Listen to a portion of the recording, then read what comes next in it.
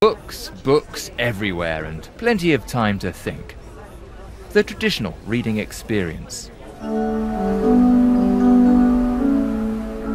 And then there's this more contemporary approach. Michael Morpogo's Warhorse being turned into a multimedia, interactive, immersive journey, where the written word is just one element of the storytelling.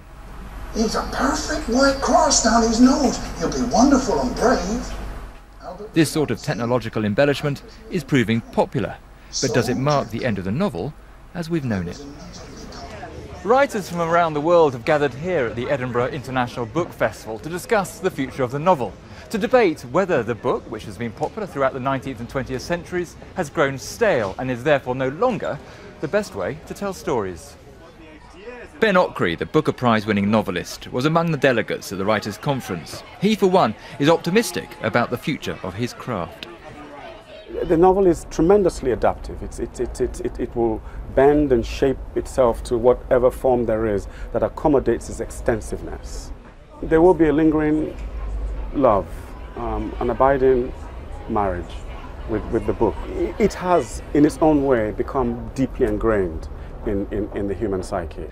The sales of novels have been increasing over the last decade, the drop in 2011 to 67 million being attributed largely to e-book purchases which are not published.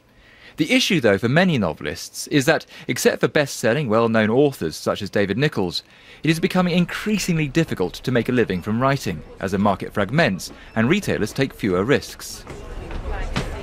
And then there is the issue of readers becoming authors, most dramatically illustrated by the extraordinary success of E.L. James's 50 Shades of Grey, a book that started life on a website for amateur writers responding to their favourite novels. Well, what happens when the reader becomes a writer is you end up with an entire industry that's based on what fans like already.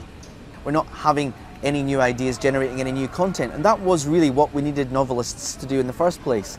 There was general agreement at Edinburgh that the novel does have a future, but then nobody quite knew what it was going to be and who would be part of it. I guess that is another story. Will Gompertz, BBC News, Edinburgh.